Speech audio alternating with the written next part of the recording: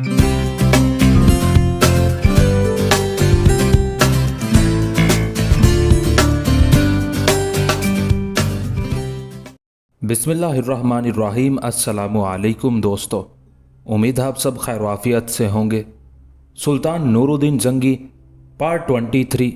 सुल्तान नूरुद्दीन जंगी ने यह चाल अपने मोहतरम वालिद इमादुद्दीन जंगी वाली मोसल से सीखी थी, या ये कहना चाहिए कि सुल्तान ने उस मौके पर अपने वालिद के एक तजर्बे से फ़ायदा उठाया था। इसकी तफसील कुछ यूँ है कि अमीर इमादुद्दीन जंगी ने अल-राहा फतह करने का मंसूबा बनाया तो उसने उसे अपने करीब तरीन उमरा से भी पोशीदा रखा था। इमादुद्दीन जिस वक्त मौसल से चला था, उसने मशहूर किया था कि वो मुसलमान अमीरों और सरदारों की सरकूबी को जा रहा है।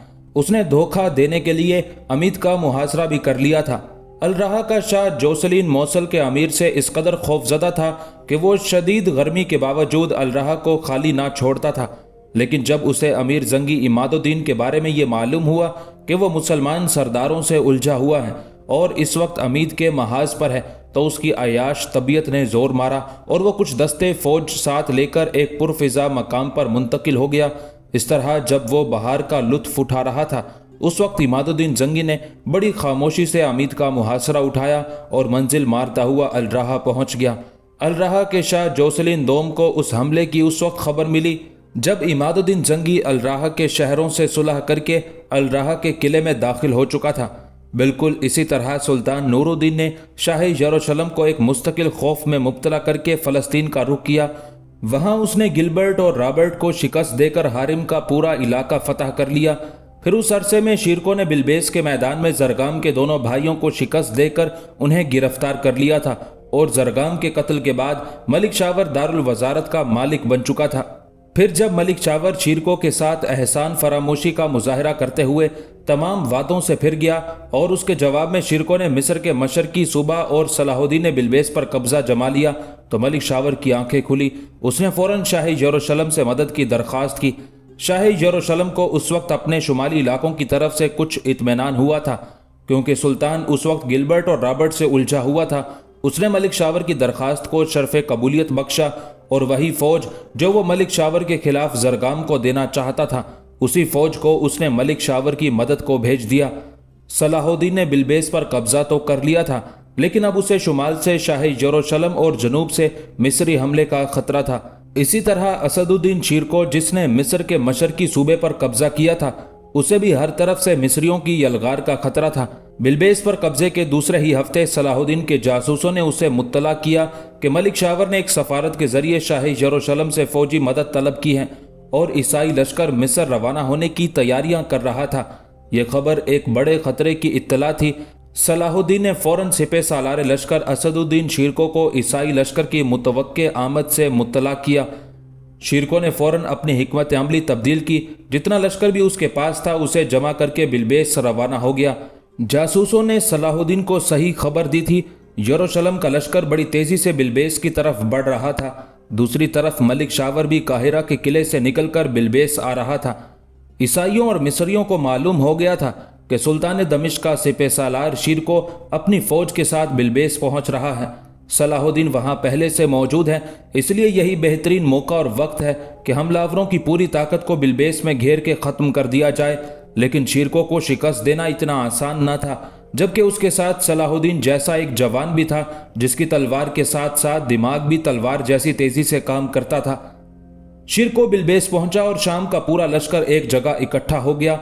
उसके साथ ही शुमाल से एमालरिक शाह यरूशलेम और जनूब से शावर वजीर आजम मिस्र बढ़ता चला आ रहा था। ये सूरत हाल बहुत मखदूश थी। उमराए नूरिया परेशान थे और असदुद्दीन शीरको फिक्रमंद। सिर्फ एक सलाहुद्दीन ऐसा था जिसका चेहरा बिल्कुल सपाट था। उस पर फिक्र तरद्दुद का कोई निशान न था, बल्कि गहरी संजीदगी तारी थी। मजलिस शूरा का इजलास हो रहा था और हर अमीर अपनी अक्लो दानिश के मुताबिक ईसाइयों और मिस्रियों के मुत्तहिदा लश्कर से जंगो सुलह के बारे में राय दे रहा था।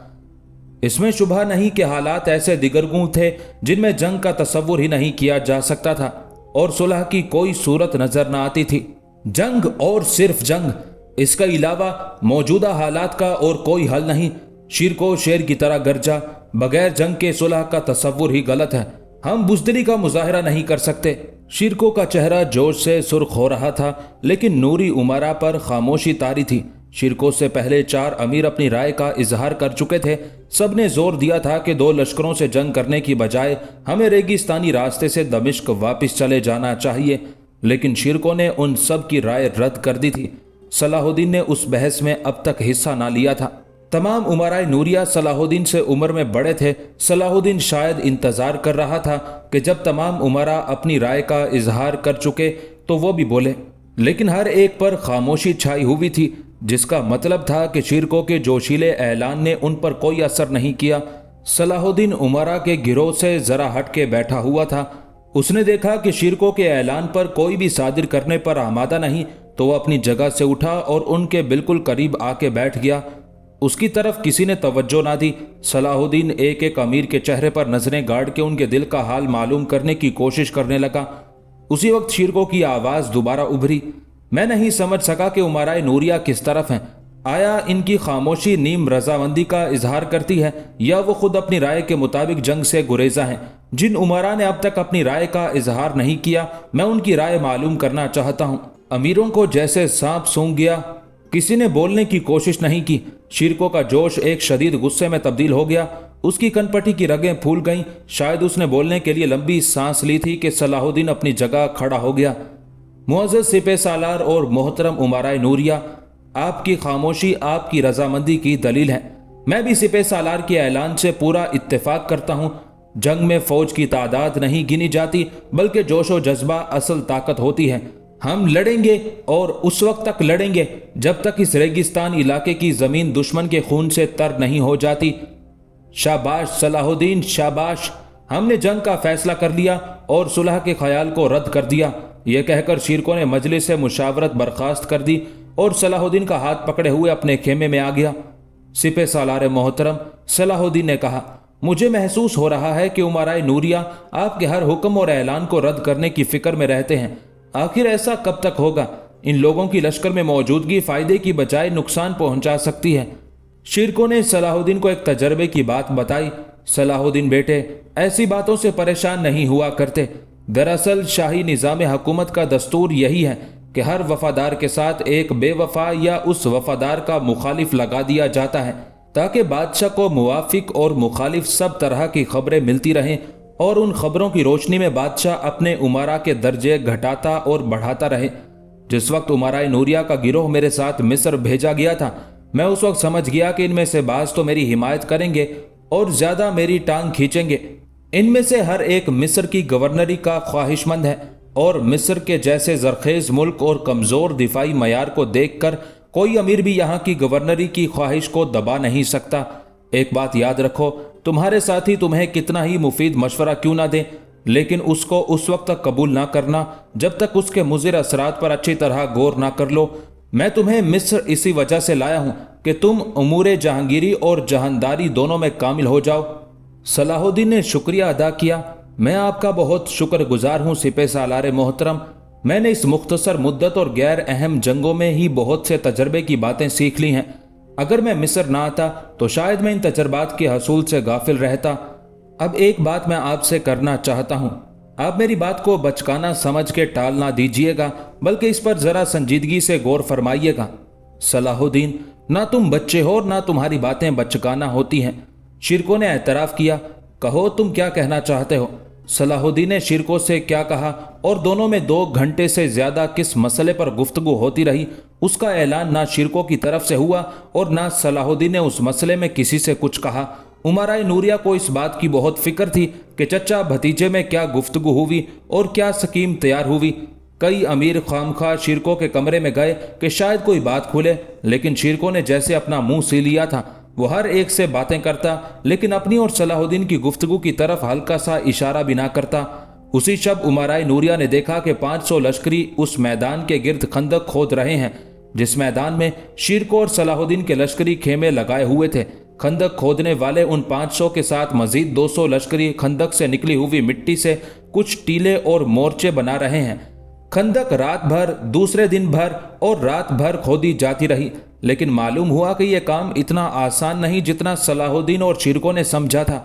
मजीद 500 लश्करी इस काम में शामिल हो गए अब तो उमराए नूरिया की आंखें खुल गईं और उन्होंने सिपह सालार के उस इकदाम को सराहना शुरू कर दिया। उन्होंने अल्फाज में शिरकों को मैदान छोड़कर फरार होने का मशवरा दिया था, लेकिन उस मुदाफ़ियाना हिकमत अमली को देखकर उन्हें सिपह सालार की फिरासत का कायल होना पड़ा। बड़ी मेहनत, जान सोजी मगर तेज रफ्तारी से खंदक खोदी जा रही थी। तीसरे दिन से ऐसा हुआ कि पूरा लश्कर खंदक खोदने पर लग गया।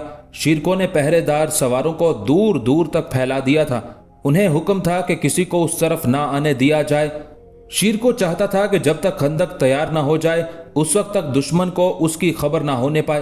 पूरे लश्कर के काम पर लग जाने से हफ्ते में खंदक बन के तैयार हो गई और उस खंदक की गहराई 16 फुट के करीब थी। खंदक की मिट्टी से ऊंचे ऊंचे टीले बनाए गए जिसमें तीरंदाज इस तरह बिठाए गए कि वो तो खंदक के करीब आने वालों को देख सकते थे, लेकिन बाहर वालों को वो नजर न आते थे। 16 फुट गहरी, उससे ज्यादा चौड़ी खंदक पूरी खेमागाह के गिर्द तैयार हुई तो यूं मालूम हुआ जैसे मैदान में कच्ची मिट्टी और रेत का एक किला तैयार हो गया है, जिसमें पूरा शामी लश्कर बमा सामान के आराम से छुप कर बैठ गया है। खंदक की तैयारी पर उमराए नूरिया मुबारकबाद देने के लिए सिपह सालार असदुद्दीन शिरको के खेमे पर इकट्ठे हुए। सबसे पहले कुतुबुद्दीन ने शिरको को मुबारकबाद दी। सिपह सालार, जब मैंने सुना कि शुमाल से शाह यरूशलेम और जनूब की तरफ से एहसान फरामोश मलिक शावर मिस्री फौज लेकर बिलबेस की समत आ रहे हैं तो हमें यही बेहतर मालूम हुआ कि हम इस मुत्तहिदा लश्कर से जंग करने की बजाय रेगिस्तानी इलाके से दमिश्क वापस चले जाएं। लेकिन शाबाश है आपकी हिम्मत को कि आपने इस रेगिस्तान में हमारे लिए रेत और मिट्टी का एक ऐसा किला बना दिया जिसके जरिए किसी दुश्मन से कई माह तक दिफाई जंग कर सकते हैं। अमीर मस्तूब हकारी और अमीर महमूद हारमी ने भी इस किस्म के ख्यालात का इजहार किया। अब ऐनुद्दौला की बारी थी, जो शिरको के हर इकदाम पर तनकीद किया करता था। उसने उस हिकमत अमली की तारीफ तो की, लेकिन बीच बीच में तनकीद भी करता गया। ऐनुद्दौला ने कहा, सिपह सालार आजम ने बेशक ऐसे हिकमत अमली का मुजाहरा किया है जिसकी हर शख्स तारीफ करेगा। रेत का यह किला अगरचे मजबूत आरामदेह नहीं, लेकिन मौजूदा हालात में एक बेहतरीन पनाहगाह साबित हो सकता है। मैं इस सिलसिले में अपनी एक कमजोरी की तरफ जरूर इशारा करूंगा, वो ये कि हमारे पास इतना सामान खुर्दो नोश नहीं कि हम 3-4 महीने से ज्यादा खंदक बंद होकर मुदाफियत कर सकें। बहरहाल सिपह सालार इस हिकमत अमली के लिए काबिल मुबारकबाद हैं। सिपह सालार असदुद्दीन शिरको और सलाहुद्दीन बार बार खड़े उमारा की तकरीरें बड़ी खामोशी से सुन रहे थे। अभी काजी ईसा हकारी और शरफुद्दीन बरगश बाकी थे। उन्होंने गुफ्तगू से परहेज किया। जब हर तरफ खामोशी तारी हो गई तो शिरको गोया हुआ, ऐ सुल्तान दमिश्क के जान निसारों और मेरे दोस्तों, मलिक शावर ने हमारे साथ जैसा सलूक किया उसका हम तसव्वुर भी नहीं कर सकते थे। इन हालात में हमारे लिए 2 ही रास्ते थे। पहला रास्ता तो यह था कि हम होशो हवास खो बैठते और जोश में आके काहिरा पर हमलावर हो जाते, लेकिन उसका नतीजा सिवाय तबाही और बर्बादी के और कुछ ना निकलता। दूसरी सूरत यह थी कि हम जिस मकसद के लिए आए थे उसे अधूरा छोड़ के बुजदिलों की तरह मुंह छुपाए दमिश्क वापस चले जाते। मैंने इन दोनों से हट के तीसरा रास्ता निकाला और मिस्र के मशरकी सूबा और बिलबेस पर कब्जा कर लिया। मलिक शावर के दिमाग में यह बात आ ही ना सकती थी कि हम उसके अहम इलाकों पर कब्जा करेंगे। इस तरह हमारी हिकमत अमली कामयाब हुई, लेकिन अचानक यह खबर हुई कि मालिक शाह यरूशलेम मिस्र को बचाने आ रहा है। उससे मलिक शावर को भी हौसला हुआ और वो भी फौज इकट्ठी करके इधर बढ़ रहा है।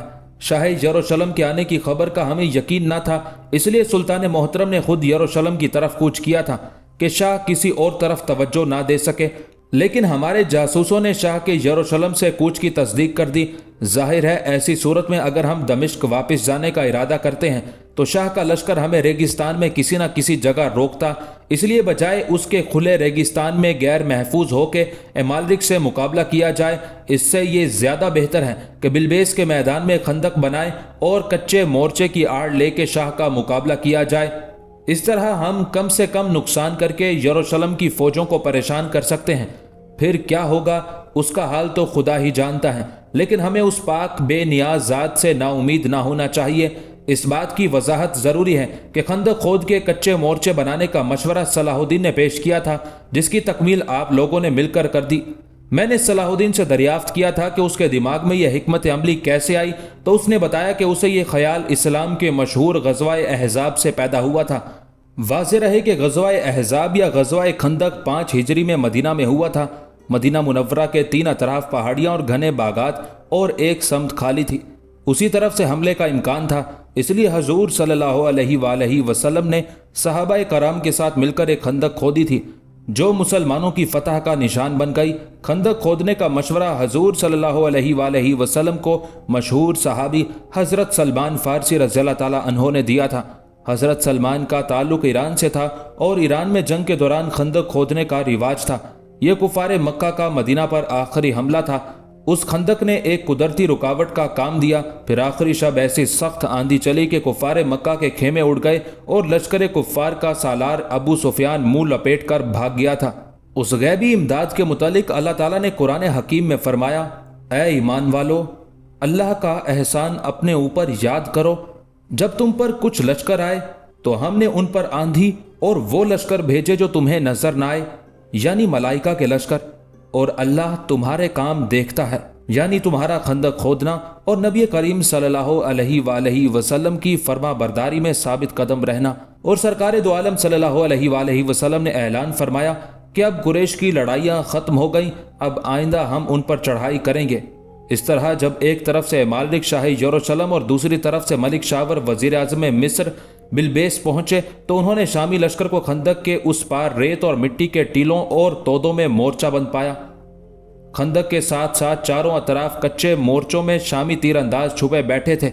शाह मालिक मैदान जंग का यह नक्शा देखकर सख्त परेशान हुआ। घोड़े खंदक छलांग लगाकर पार कर सकते थे, ना उनमें उतर सकते थे। पैदल उतरने के लिए सिपाही को 16 फुट गहराई में महा असलाह के छलांग लगाना पड़ती। पहले चंद रोज तो दोनों लश्करों को सुलह मशवरे और सोचो विचार में गुजर गए।